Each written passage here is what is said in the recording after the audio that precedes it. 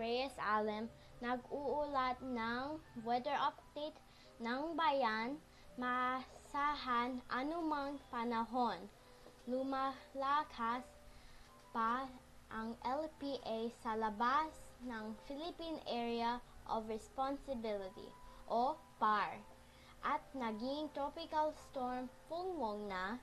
Ayon sa Pag-asa, patuloy nakikilos pa northwest hanggang bukas November 7 bago lumihis pa northwest-northwest sa mga sumusunod na araw.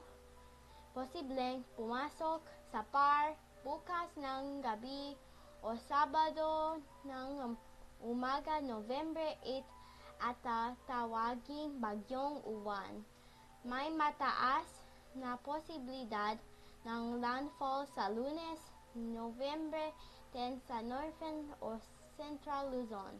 Posibleng maging typhoon bukas at super typhoon sa pagsipit ng Sabado.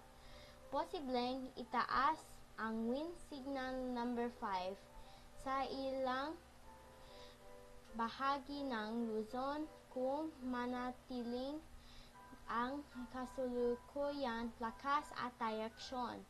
Pinapayuhan ang publiko at mga local disaster na officials na patuloy na mag-monitor sa mga sunod-sunod sa updates. Ako si Mary Micaela, nag-uulat. Tanong: ano ang pangalan ng bagyo?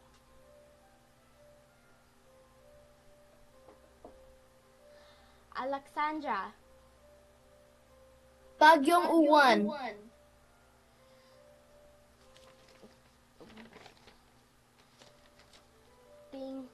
Tignan natin ang tamang sagot. Sagot: Bagyong Uwan. Tama. Tanong: ano ang posibleng wind signal ng Bagyong Uwan? Daniel.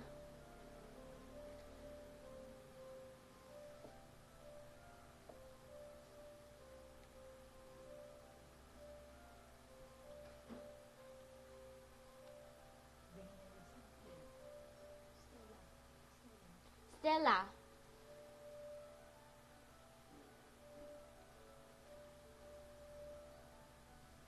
Sorry po, I don't know the answer.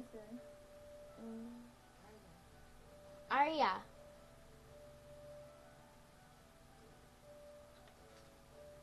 Signal 5.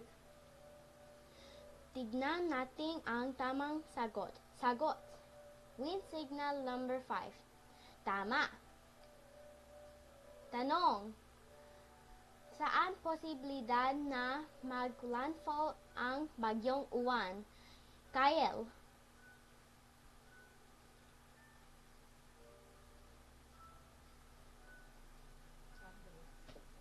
I'm still thinking, sorry. Andreas. Central Luzon. Tignan natin ang tamang sagot. Sagot: sa Northern o Central Luzon. Maraming salamat.